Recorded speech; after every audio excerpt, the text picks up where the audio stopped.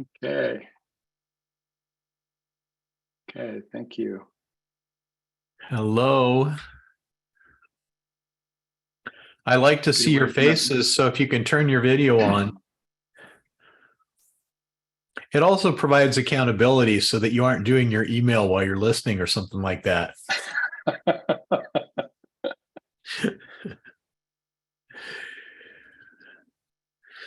Okay. Well, welcome everybody. Just maybe Tony doesn't need an introduction, but maybe Chris and I do. So I'm Todd Olson, one of the partners at Metaformation with Chris and Tony. Why don't you go ahead, Chris? Yeah, and I'm Chris Frost. I'm one of the partners with Todd and Tony at Metaformation. Yeah, and I got to intern with Tony at school in 2015, 2016. And yeah, it's been really fun to see the journey, because at that point, Tony was just kind of refining the encounter coaching workshops. And so Todd and I were talking about some of the iterations yesterday, and how I was fortunate enough to be the first encounter coach, so I didn't have to go through the exams and all the same stuff, because I was the test subject. So it's been fun to let Tony experiment on me a little bit. Yeah. Make all the mistakes. And after all the tests, the guinea pig never died. Not yet, anyways. We'll keep testing, I guess. Yeah. So if you don't know, about a year ago, my wife Kathy and I turned our bookstore and our training business over to Todd and Chris. So this is after a season where, our house burned down and our new house flooded twice and people died and all these awful things happened. So we handed that off and I took a year sabbatical, and now I'm working on a Bible study curriculum using coaching questions. So get prepared to see that in the next year. It's a ton of fun, but it focuses on getting to know the characters in Scripture instead of trying to figure out what rules I'm supposed to follow. Yeah, just to jump into, I've been a guinea pig with the book, and it's been really revolutionary for me in terms of learning how to read and study the Bible, not just with my rational brain, but with my emotional brain, like we teach at Metaformation. It's been really insightful. Can you share something specific you learned that was interesting or meaningful to you? Yeah, one of the things that we did, a core part of the way we do the Bible study is we read a story. Tony pulls out all sorts of cultural and practical background around the story, and we talk about it, in a sense, try to put ourselves into the story. And then as kind of a final step is to actually write a narrative in the first person of somebody who is participating in that story. And early on in the study, Tony invited us to think about the story from Jesus' perspective, Jesus as a human. And as we started this idea of writing about Jesus' thoughts and what he was actually thinking, it felt pretty strange. And so Tony invited us to ask the question of Jesus. And the question was this: Jesus, are you okay with me thinking about your thoughts and even speculating on what you're thinking? And of course, within about 1 or 2 nanoseconds, he's delighted. He's excited that we're thinking about his heart and what he's thinking about. And even if we don't get it right, it reminded me of, as a grandfather, if my grandkids were thinking about my thoughts of what it was like when I was a kid, I'd be delighted to have that conversation. And so it was just an example of kind of opening things up for me. It's good. All right. Well, I tell you what, many of you submitted questions. And so in order to get things started, what I thought I'd do is I'll read off a few of the questions that I thought were interesting. And then as we get going, we'll kind of open it up. You guys can put additional questions or thoughts in there, but it's really kind of a free flow. But I'm going to start with one. I don't know if I see John on here. I think he might be late, but His question was, Tony, please explain the difference and the integration of the heart and mind, and why the heart is so impactful to coaching. Okay. By the way, all the questions were interesting. We tried to pick the ones that would be interesting to the most people. So that's sort of the criterion. From the beginning in coaching, because of who I am and what I'm called to, I was always interested in coaching the heart. The initial things that I learned were the goal, exploration, options, action, decision thing. What's a practical thing and what am I going to do about it? And I taught that for quite a few years. My later years in the first coach training school, I found that the coaching I was doing didn't look at all like what I was training. Because I got, if you have a practical goal like cleaning the garage up, that's a great method to set a goal, figure out what you're going to do, get some accountability. On the other hand, when people come to a coach, usually they've tried something like that before. They've done the normal things and they're stuck. And so the problem it's not about knowing what to do. It's not even about wanting to do it. It's that there's something in my emotional brain. I'm wounded. I'm blocked. I'm held back. That's preventing me from doing what I want to do. So I found myself gravitating toward, if we can identify and deal with those things, then the practical stuff is easy. And that sort of coalesced into a statement of discipline works when your heart is aligned. Like in Romans 7, Paul talks about, the very thing I want to do, I don't do, and I do the very thing I don't want to do. And what's wrong with me? And he's talking about exactly that process of, I know what to do, but something inside of me stops me. So my takeaway was, okay, we got to get your whole heart pulling in the same direction. You don't need to just will what you want. You also have to have beliefs that align with that course of action. You have to have desires that align with that course of action. And you need to get out of the way the wounds and all that other stuff. Because if, for instance, your goal is to have a conversation with your parents about how you got hurt as a kid, if you got really hurt and that wound is still there, that's going to be really hard.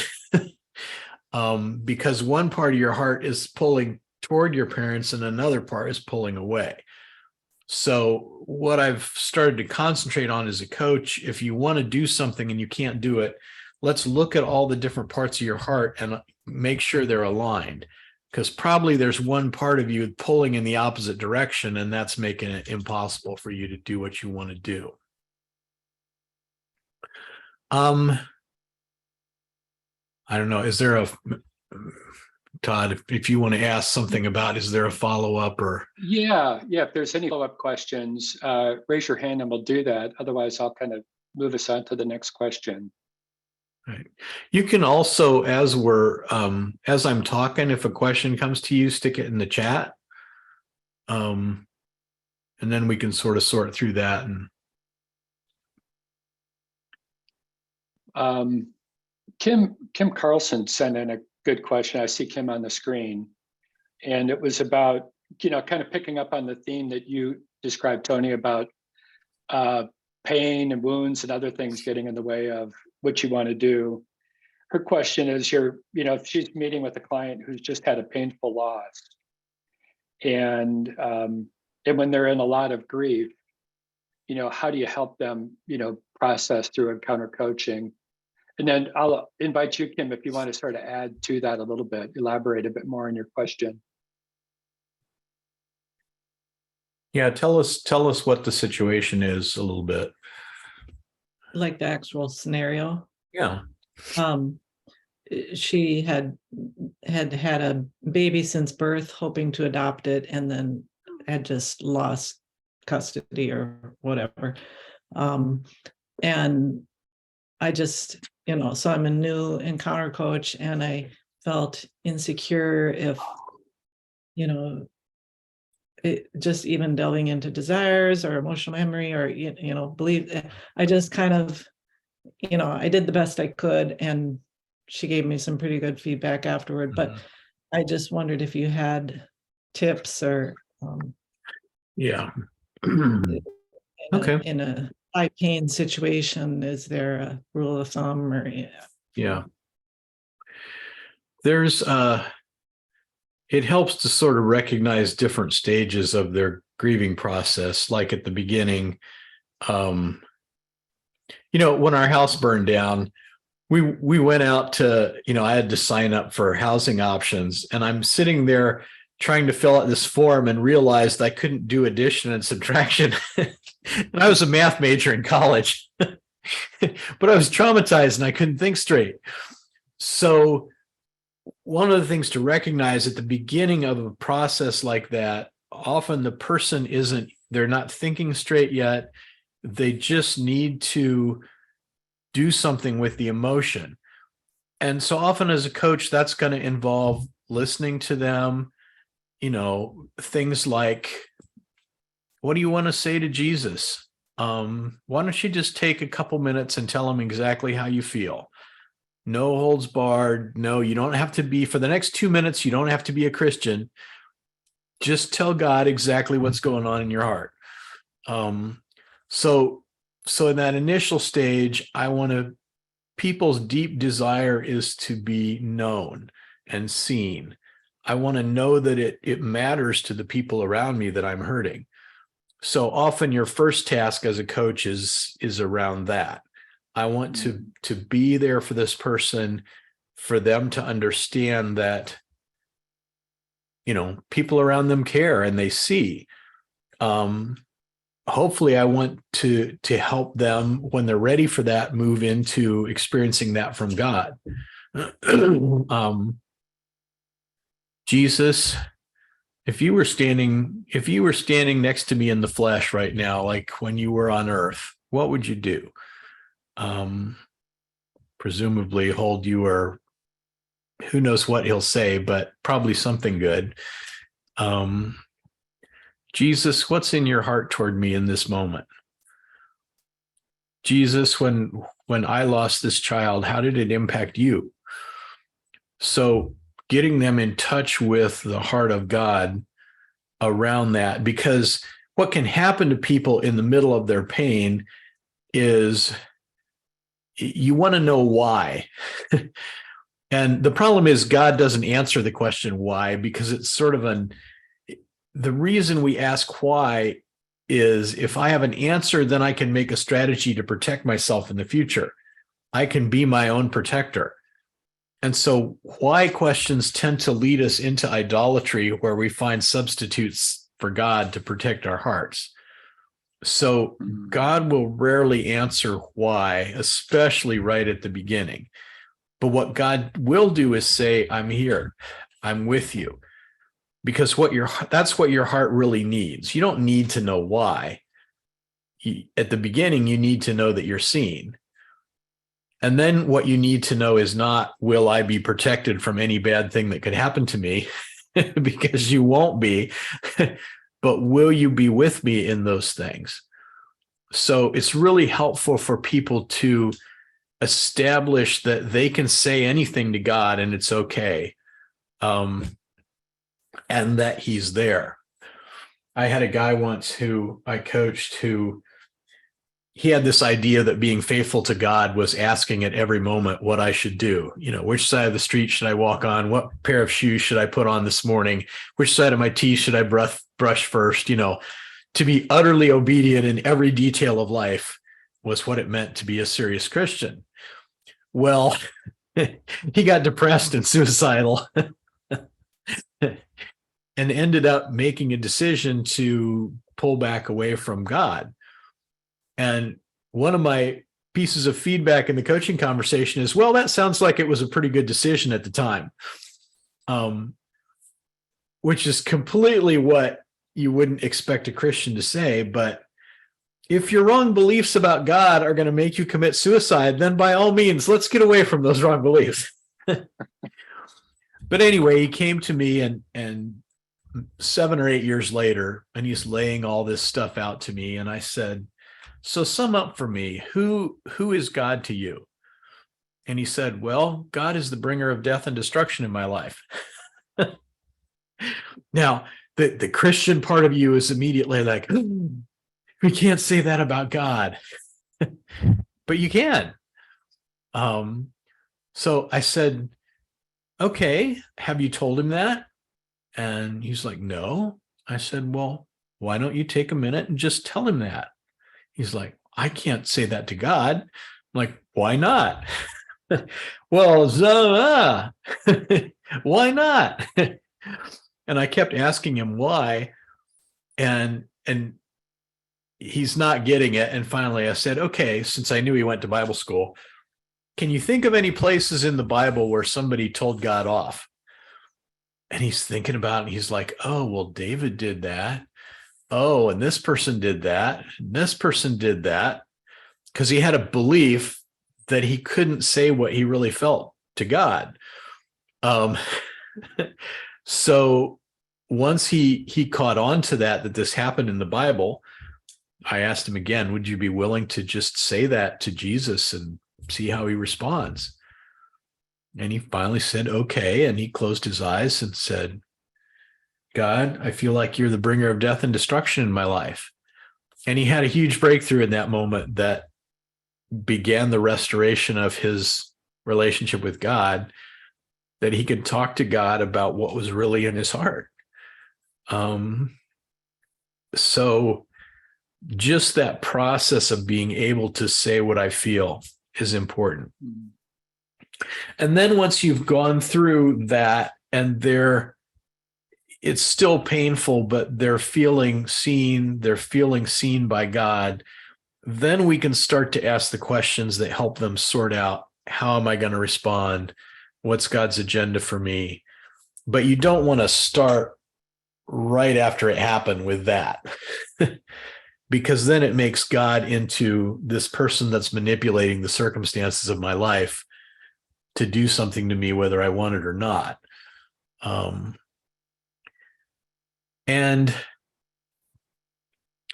another beautiful thing you can do later on, I was just coaching someone the other day who, when he was a boy, his brother died, and his parents responded to it by sending him off to a relative's house.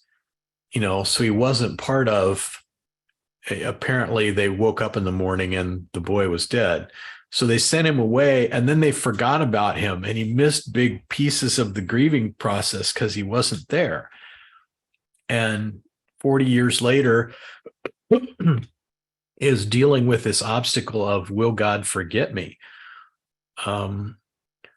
So what we did a couple of healing questions in the coaching mode. And then I had him visualize, okay, so when you get to heaven, God's going to wipe every tear.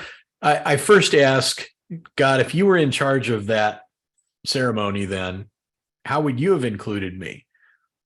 And what Jesus said to her was, I would have put you right next to your parents, and you would have enabled them to actually grieve and cry, which they couldn't do.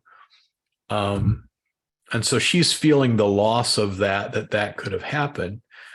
So I said, so imagine in heaven, God wipes every tear from our eyes, and you get to be part of that process for your parents. So in heaven, you get to be there with your mom and dad and walk through that experience with them and have them release their emotion to Father and experience him. And you get to be the catalyst for that.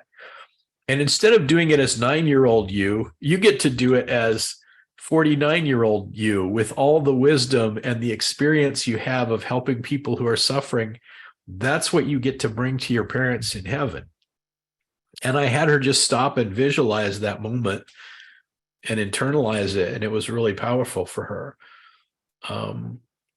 But an important thing that you can deploy as a coach is heaven makes all things well.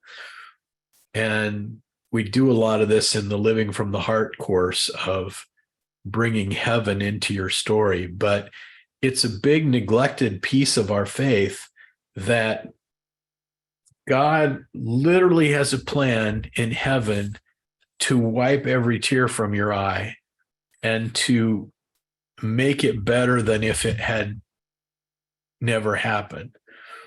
So that's something you can bring to the conversation. Now, that was a really long answer. Kim, is there anything you want to come back at me with? Yeah, that just seems really helpful. And, she had just signed up for a free session so that I could practice. And so that had just happened. And so I don't have any other answer question. Thanks. That's really Tony, good. can I ask you a follow-up question that might be helpful for people in this? Sure, if you ask it in American and not Canadian. No, it's going to be a Canadian accent, eh? Can you say a little bit about, like, especially as new coaches, people come to us and they're sharing their problems, and we feel almost like an obligation to help them fix it right away, right? Because that's why they come to a coach. Can you say a little about process and like just empowering people in their process and actually trusting God in their process too? Yeah. So let's say somebody comes to you and their marriage is on the rocks and they want you to coach them. A good sort of perspective to take on from the beginning is, okay, this problem started long before I came on the scene. And in fact, God has probably been working for years to get them to the place where they're open to input from other people. So God is the change agent here, not me. He's created a process and I get to be part of it. But that process is going to go on long after I've left the scene. It's going to go on in between my coaching appointments where God is speaking to them and working with them. And I'm a small part of this larger thing that God is doing. So it's really helpful to sort of center yourself in that perspective that this is God's change, not mine. Even if you're in a coaching conversation and you see, a wrong belief or something in the clients, it's like, oh, I see how you can be better. Well, you do, but God's also been working for years to give the person the set of experiences that bring that wrong belief to the surface. And so again, you're just part of that larger process.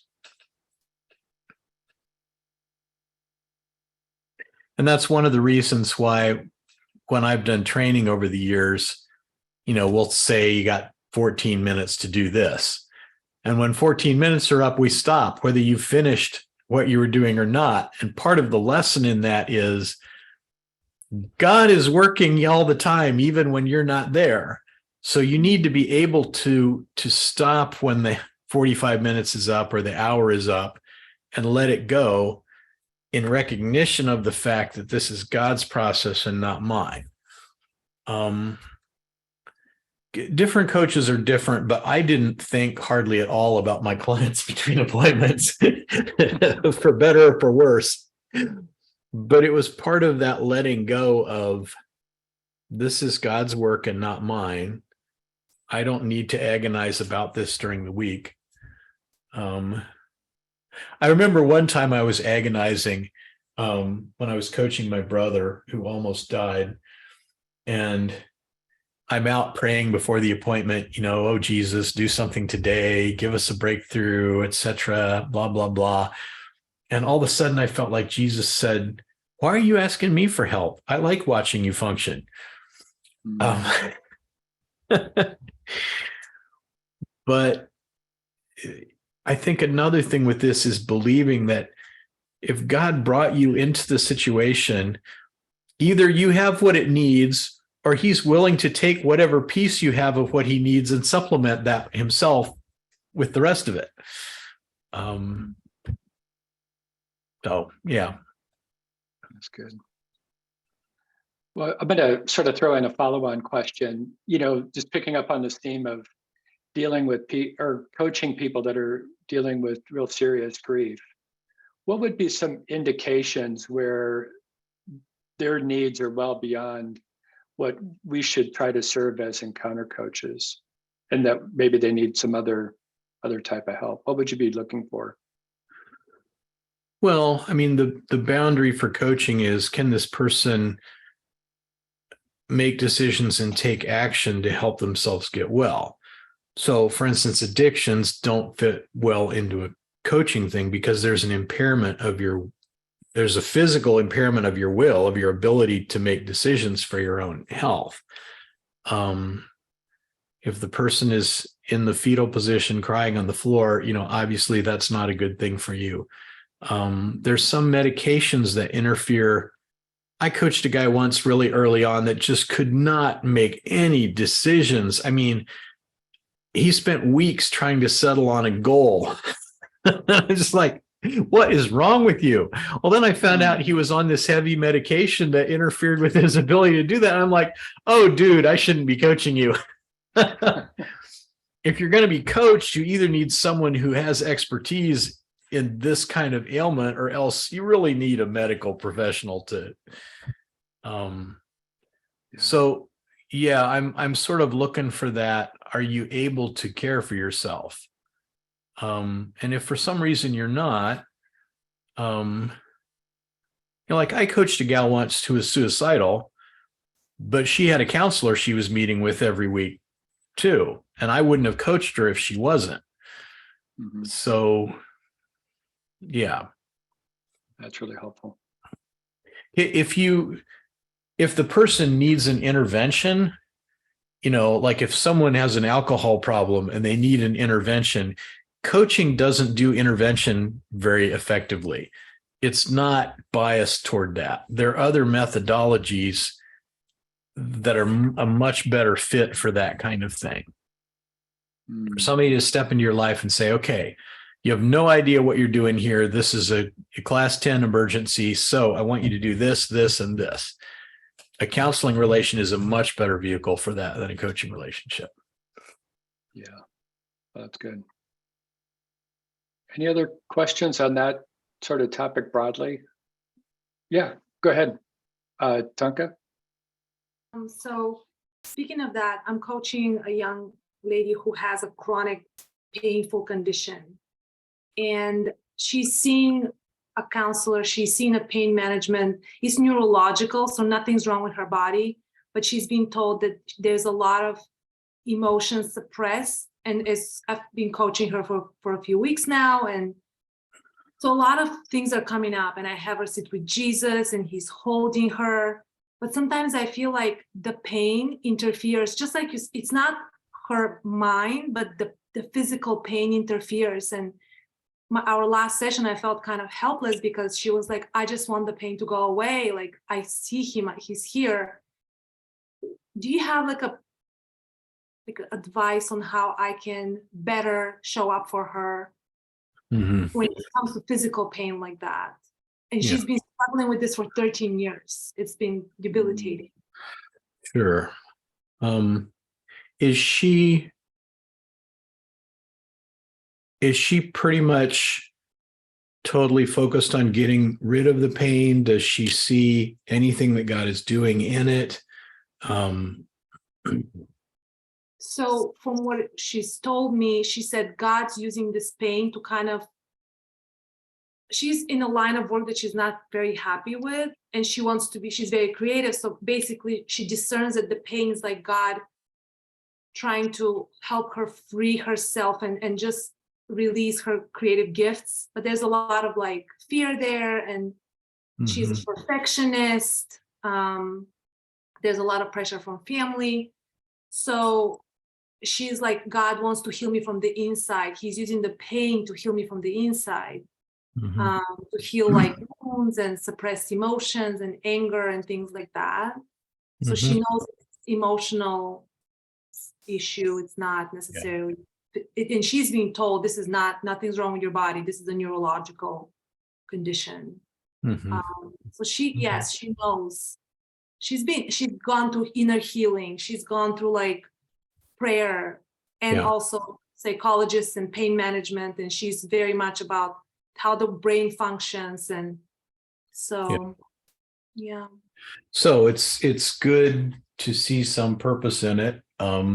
It's much better than just raging against the pain and saying, why won't you take it away? I think there's another level that she can go to in terms of how do I say? There are two sort of conflicting things in Christianity. There's the pursuing God, I'm going to get out there and do it and, pursue my health and make something happen. And there's the letting go part of it. Jesus, I put this in your hands and it's you. So it might be interesting to pursue a letting go strategy and see what that leads to. For instance, one tool I might use, I call the fellowship of sufferings, where you say, okay, so identify the thing that is most bugging you in this, maybe that it's constant, that it doesn't go away. Okay, so can you find a place in Jesus' life where he experienced that there was something that was a constant pain that wouldn't go away? Maybe you say he's trapped on the cross, he's nailed there, he can't get down. Maybe you say, the pain of Jesus looking over at Jerusalem and saying, Jerusalem represents his bride to be. Jesus is going to marry his people. And he actually calls off the engagement in that moment and says, you will not see my face again until you're willing to say, blessed is he who comes in the name of the Lord. So Jesus experienced a separation from the one he was engaged to. That was a pain that isn't going to go away. Mm-hmm. So once you identify, here's what I'm suffering, here's where Jesus suffers something the same, then you just say, okay, fellowship is when you got something in common to talk about. So talk about it. Jesus, this really sucks. How did it feel for you when you were nailed on the cross and you couldn't, when the spikes are tearing at your wrists? How did you cope with that? And so what you do is you're not so much looking for a solution from Jesus, you're looking for a connection, that there's something you can know about who Jesus is in the middle of pain that you can't know any other way. He's the man of sorrows and acquainted with grief, and his whole destiny is tied up in suffering. If I never suffer, I'll never know that part of him. So she has an opportunity in this to have a deep connection that most people don't have, to understand Jesus as the man of sorrows. And if she can tune into that opportunity, it doesn't make the pain go away. It doesn't change your circumstances. But there's a gift within this pain, as crass as that sounds. This is how the New Testament writers viewed suffering. I rejoice in my sufferings because suffering produces this and this and this and this. But that's an outcome that she can embrace in the middle of the pain, is that I can know Jesus here in an incredibly intimate way that most people never get the chance to do. And I'm going to take this opportunity. Okay. So how does that strike you? That sounds good. Yes. That's, I think, leading her through the pain, versus, because I've been like trying to get her out of it and like finding ways to disconnect her from the pain. I've been so anxious to disconnect her from the pain in the sessions. And this is like leading her through it, which can be powerful. That's something new that's out. Thank you so much. This is really, yeah. This is really, thank you. Anybody else want to comment or follow up on that?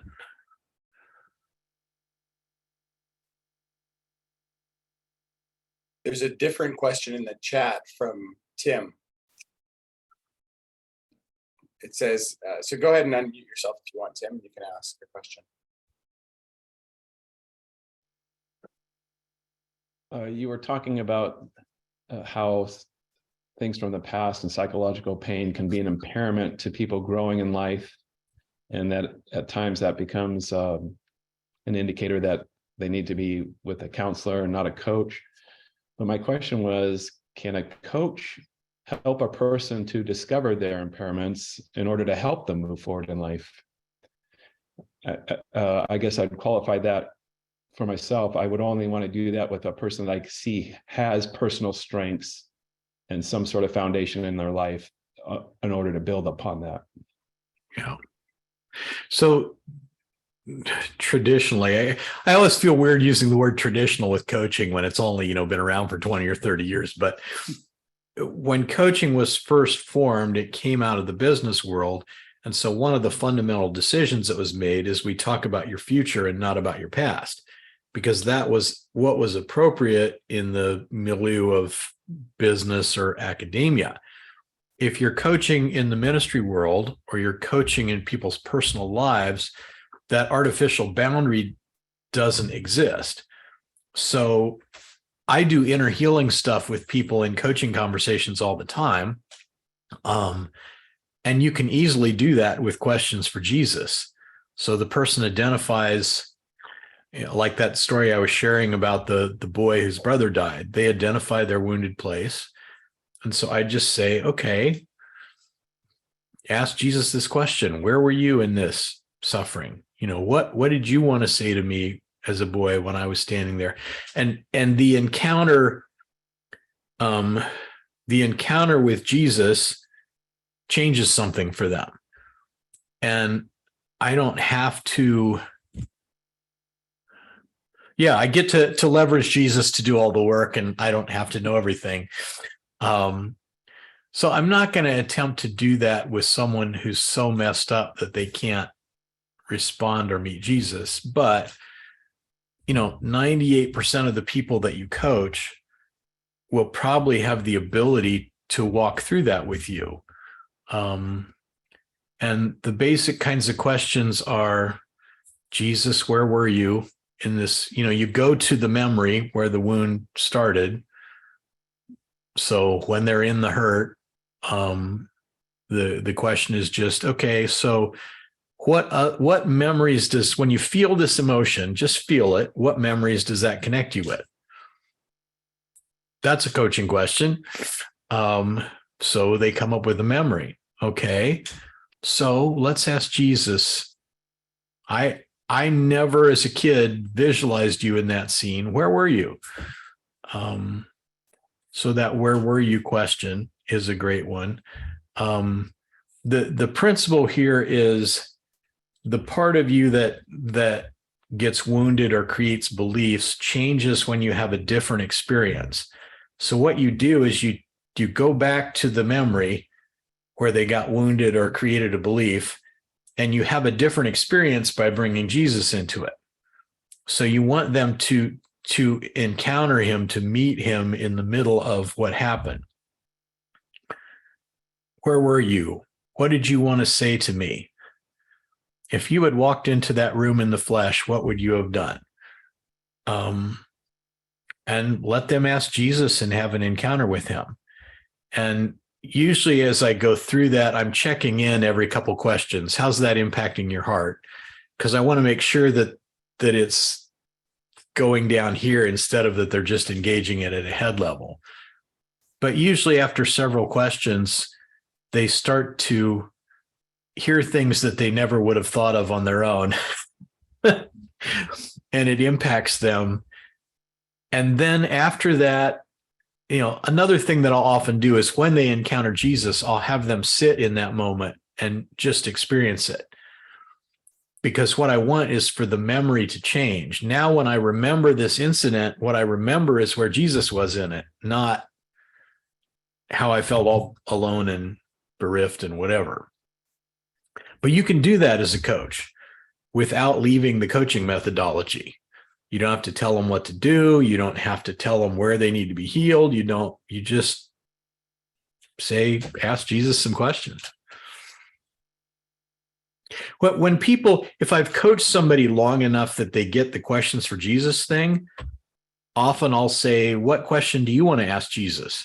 But people are generally so unfamiliar with this that at the beginning, I have to give them the question. And sometimes the more emotional the thing is that they're dealing with, the more I have to give them the question just because they can't think straight.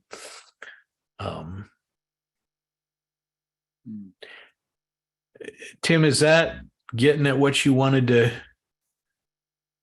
Oh, it's perfect. I love the criteria that if they can have a relationship with Jesus to where they can actually bring him in, then yes, it's good to move forward. But if they can't, then maybe that's where they need a professional counselor. That's a great standard to go by. Yeah. That gives me a lot of peace. Good. Good. Any other questions on that? I've got another, we'll go another place, kind of as we talk a little bit about the realm of coaching as well as other styles of conversations like mentoring and things. Sean, you sent in a question. I don't know if you want to ask it or I can ask it for you. It was around the work that you do in mentoring with young people in career counseling. Sure. My question is, we talk about coaching, we talk about peer coaching where we're not leading, we're asking open-ended questions. But when you're doing something like career coaching, where there's a combination of where you are the expert and there is expert knowledge you need to bring in around resumes, around how to express certain things you need to do, but at the same time, you want to coach as well and bring in coaching tools. How do you dance around that balance there, that tension of coaching versus at certain times I am the expert and they're not going to get to that Right. piece. How do you view that and how do you dance around that? Well, one sort of principle I have is it's not wrong for you to bring information into a coaching conversation. The line you don't want to cross is to take their choice away. So I might say, okay, for people like you, sort of the conventional wisdom is that you do this. What do you think of that? I've given them a piece of information and I've given them a choice. The converse of that would be, what I think, what God really wants you to do in this situation is blank. By playing the God card, I've taken their choice away. Now, if you disagree with me, you disagree with God. So, or if I say all the experts, or if you do this, you're going to fail, or I've taken your choice away.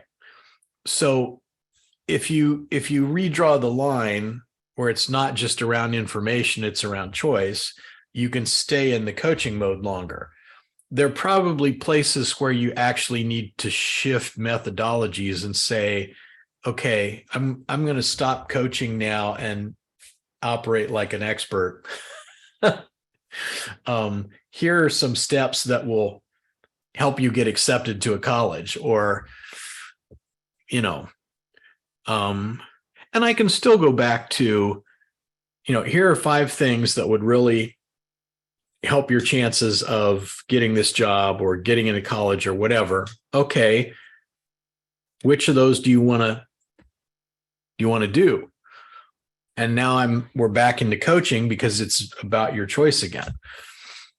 So, but it's not wrong to switch between them. I mean, they're methodologies, they're not religions. So you don't, have to convert when you go to mentoring and then convert back. So okay, that's really helpful. Yeah, and the idea of providing opportunities for choice in the midst of that is really helpful. Right. And the thing about choice, coaching rearranges the change process. In most churches, we treat change as an informational process. So someone gets up front and tells you what you ought to do, and you're responsible to go out and do it. And they give you no support structure or anything to help you do what they preached about.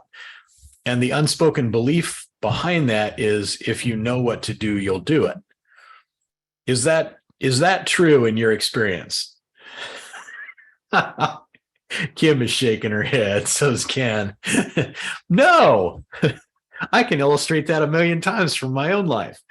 So what coaching does is say, the important thing isn't the information you have, it's what you're motivated to do. That you'll actually do. So if I give you 5 things you could do to improve your chances of getting into college, I can say, okay, do these 5 and then call me back. Or I can say, okay, which of these 5 do you want to start with? And by giving them that bit of choice, anything that you choose, you're more motivated to do. There's studies about this and whatever. So what I'm doing by giving them the choice after telling them those steps is that I'm pulling it back into the motivational territory, which makes it much more likely that they'll get it done. For instance, how many of you have applied something from the last 52 sermons that you heard over the last year? Give me an example of one thing. And that's a little bit of a rhetorical question because probably a lot of us couldn't even name one thing. Somebody told us what to do 52 times from a position of authority, and we did none of it. We do what we're motivated to do. So you're not a pastor, are you, Ken? You're really smiling about that one. Yeah, I was going to say it doesn't count if we're the one giving the sermon, right? That we applied it. It has to be. Yeah. Ken, were you going to say something? No, if they would all just listen, we'd be better off. That's all I got to say. Well, if I'm just digression here, if I'm preaching, sometimes I'll put questions for Jesus into my sermon. So I ask Jesus, what do you think of this? I want him to do something. Or the last time I preached out in the DC area, I gave the group a question and said, okay, break up into groups of 3 and talk about this for a bit. It's nothing that says you can't do that when you preach. In fact, if you study Jesus's instructional methods, he preaches to large crowds of pre-believers, but when he's with disciples, he's mostly doing question and answer. He doesn't teach that often in the context of his disciples unless it's in answer to a specific question. So I think one mistake we've made in the church as a whole is we've modeled our services for believers, for disciples, after the pattern Jesus used with pre-believers. And if we turn back and model a little more how he actually worked with disciples, we'd be more effective on Sunday morning. So anyway, my hobby horse. That's good. Do you have another question, Todd? Yep, I'm going to throw in another one. This is one came from Carmen Jenkins. I don't think I see Carmen, but can encounter coaching be used in a group setting? If so, provide an example of kind of what that looks like, and then also what's the maximum group size recommended for doing group encounter coaching? I'm here. I'm just on audio because I'm in my car. Okay. You're disguised. Thanks, Carmen. Not intentionally. Sorry. No, it's all right. You're good. I love your question. Oh, maximum group size, 10,000, 100,000, maybe. I don't know. When I do encounter coaching stuff, one of the principles is, okay, a man believes in his heart and so is justified and confesses with his lips and so is saved. I'm not going to parse that all out theologically, but there's a principle there that if something happens in me internally and I do something with it externally, it becomes more solid and more real to me. So if I'm doing questions for Jesus with people, I generally will have them either write down the results, so they're physically writing what Jesus said, or share that with a neighbor. So let's say I'm in a church and their last pastor had a moral failing and left. And I want to do some group encounter coaching. I might get in front of them and say, okay, sure, we got a whole bunch of feelings about this.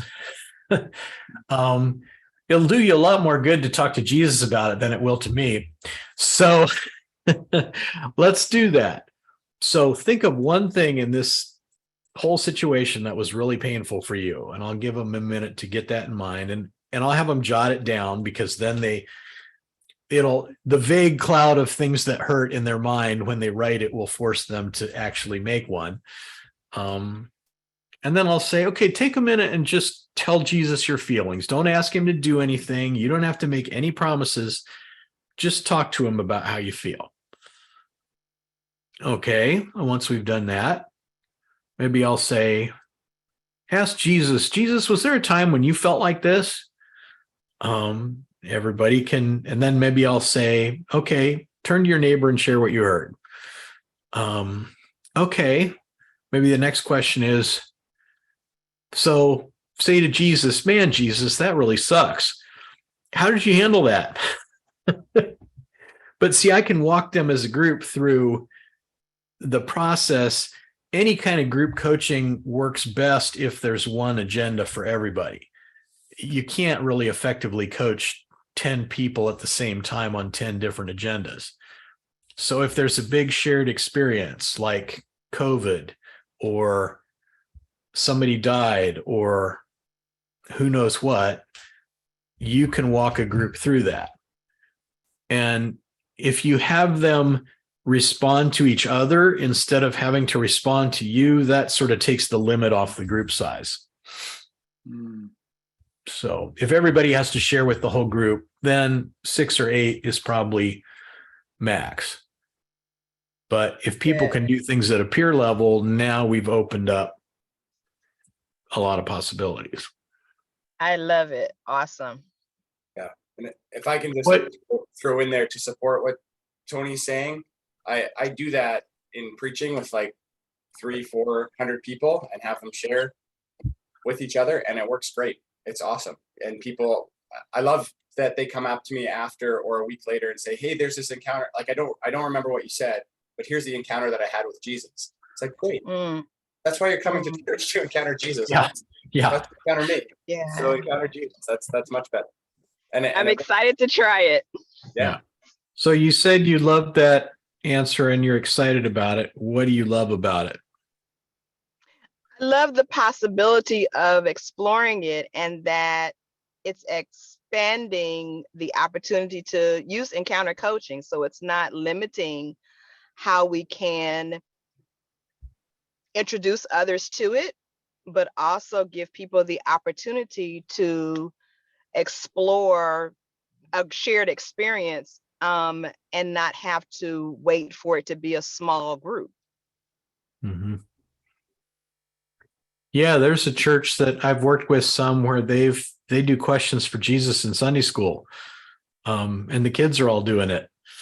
So they're having their own little encounters with Jesus and sharing with each other what they're hearing, and it's great.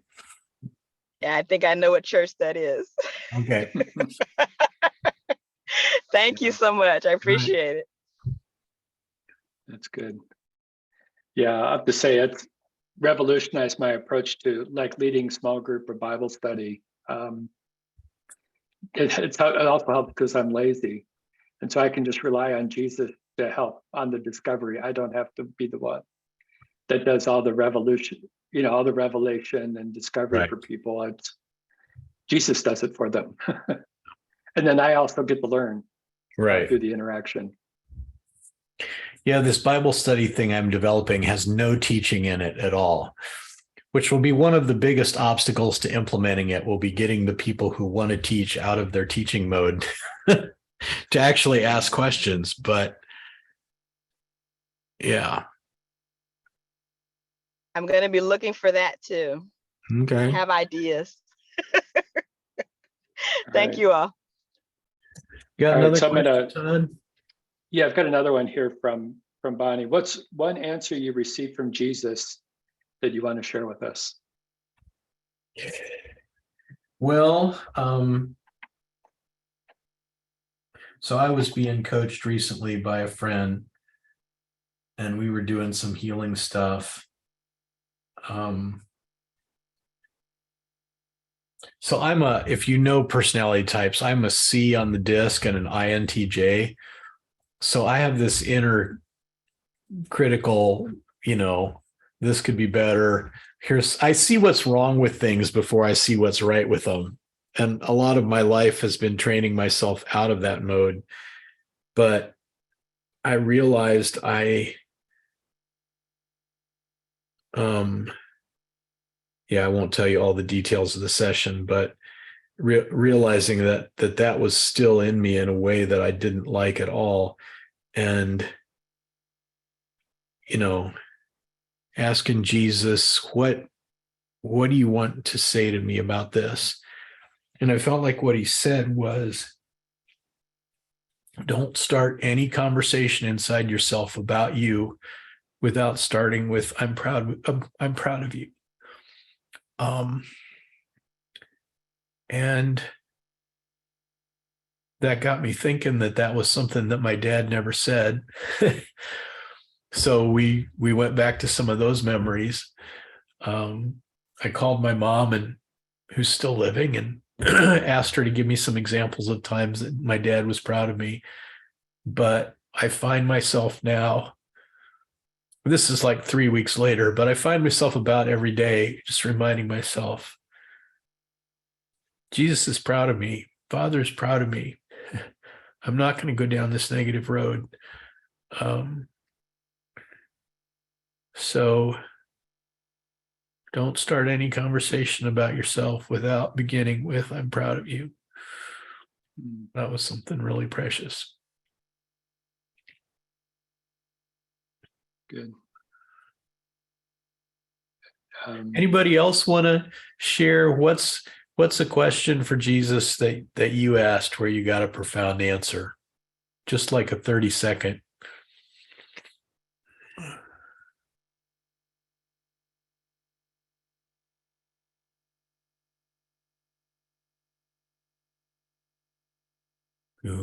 This goes back about almost 20 years ago. It wasn't even a question, but Jesus gave me an answer to a state I was in, and it was regarding my being judgmental. And he said, stop trying to make people into your own image.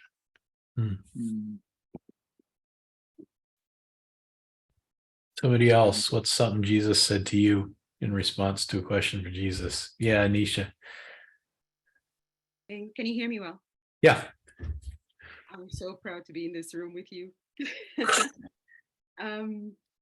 But recently, someone did something that would have put me in a little bit of hardship, made certain things inconvenient.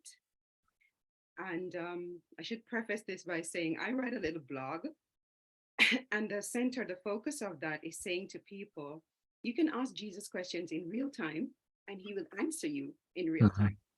So I'm like, okay, let's get on with it. This is what I preach, so I'm going to practice.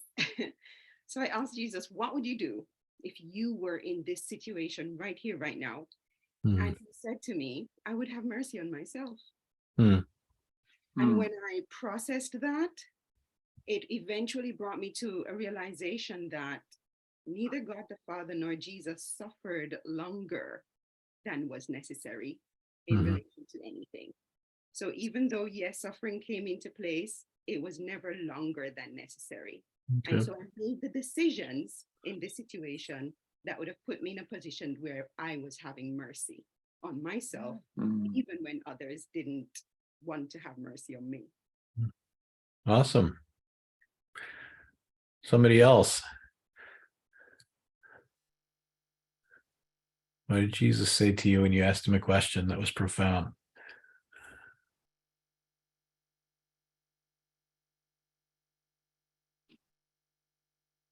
I raised my hand, but I'll talk anyway. It was actually, the answer that I got was almost really confusing. It was a choice between an A and a B situation. And I said, Jesus, what should I do? A or B? And he said, yes. And It was really confusing because I was trying to make a choice, and the message I got from that was, you choose. I've given you free will. The answer is yes. And it was just so revealing that God is not controlling us through Jesus. He's giving us an option, and he wants us. And I think as coaches, we've got to give that option to people as well. It might not be what we think they would do, but that was a major revelation for me. It's great. Somebody else? You've listened to me talk for a while. I want to hear you participate. I have one. Okay. I asked Jesus, what is your desire when it comes to people hearing your voice? And he showed me a picture of a crowd with a bunch of Christians who are standing in front of God, quoting scriptures with their fingers in their ears.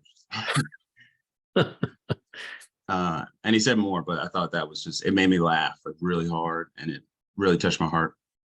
Mm-hmm. How many of you have asked Jesus a question and his response made you laugh? We need more of that. I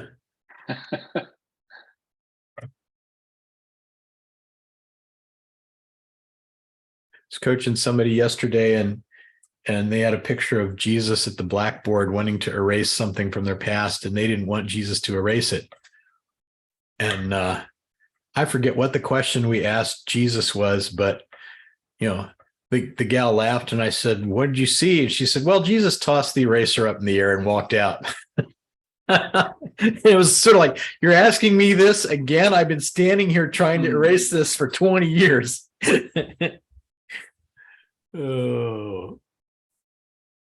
One more. Go ahead. I was going to say, I see we're at our time, but let's do one more. We're over time by a couple minutes, but one more. Mine's not funny, but it was impactful.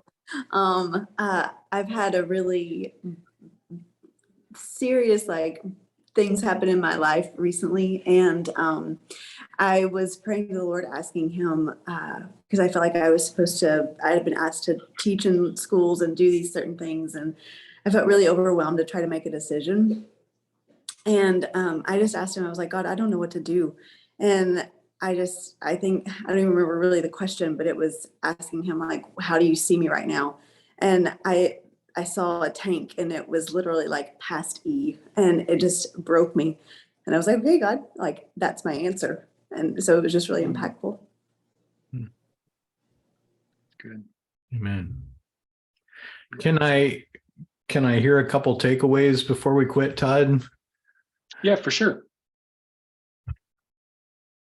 Like 3 of you, what do you take away from this? I'll go first. Yeah, I think the takeaway for me is it's been a while since I've been around a bunch of people who talked about this encounter coaching. And it's been very encouraging and life-giving to me, because of the people I'm coaching right now. It's just almost opened up a possibility that I forgot, because I learned this a while ago, and it's been really good to hear it again. So thank you. Nice. Somebody else?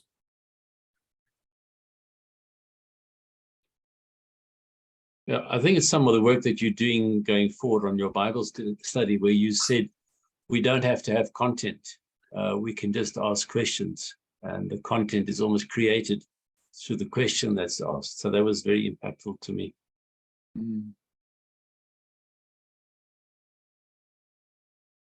Yeah, I think for me, it's this is the first time I've been on this kind of call. And I'm involved. I retired as of last December, and I'm really searching to see what the Lord has. We're involved with Destiny Finder, if you know about that, with Michael Brodeur. We've got that going in our church, and I'm involved with that in terms of a leadership role. But really asking the Lord, what else, and just the whole premise of coaching and walking people through and helping them to grow is still relevant for me because I've been at church for many, many years, over 40 years, and I've heard a multitude of sermons. And the question you asked Tony is, you know, what have you taken away? What have you done with what you've heard? And if I listed what I heard and equal to what I've done, it's not that I haven't done anything, but there would be an imbalance for sure. Right. And so the reality of coaching and walking with others and discipleship, it's the only way to disciple people, to coach them. So this has really been good. I'm going to certainly look into encounter coaching because I'm interested in learning more and getting some training in that. And so I certainly will be following up and looking more into what you provide for sure. Okay. Todd, you got a link or something you can send people Yeah, to? for if you want sure. to know more? Yeah. Well, we're in the process of kind of making a bunch of changes on our website, but I'll put the learn.metaformation.com. I put it in the chat. And again, our website's going through a whole bunch of change right now. It'll evolve and change over the next couple of weeks. But you can see there, and I think in particular, if you go to the website, click on the top where it talks about Learn, we've got what we call our Encounter Coaching Core course that's starting. We have one starting in January, and we're going to bring our fundamentals of encounter coaching and transforming the heart together with mentor coaching. And over that 20 weeks, you'll walk away with just a really solid set of skills to be able to do encounter coaching. Right. We're really excited about it. And if you want to book on this, the book would be The Invitation, which you can get from coach22.com. So yeah, that's that one there. Yeah. And as well, if you're not sure, if you're on here and you're not sure what encounter coaching is, I forget the date, maybe Todd, you know the date, but we're going to be doing another one of these webinars of Ask Tony Anything, but also another one of the difference between rational coaching and encounter coaching, where Tony's going to actually coach someone live on the webinar, so you can see the difference between head coaching and heart coaching. And these are all available to anyone. So the capacity is only as big as our Zoom account, and if we get too big for that, we'll get a bigger Zoom account. So you feel free to invite whoever you want. That's good. All right. Well, thanks for everybody for taking time. Yeah. Thank you, Tony, for just letting us lean into your many years of experience in this space, and really, really appreciate it. Good. Great. Good to meet you all. All right. Thanks, everyone. All right. Thanks, everyone. Bye for now. Do you want me to stay on for a minute? Sure.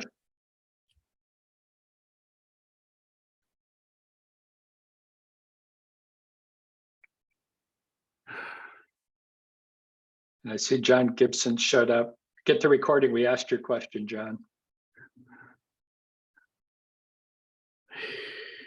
Yeah. So do you want to do any kind of a debrief or anything, or is there anything we need to? What? No, I thought from my perspective, I thought it was really good.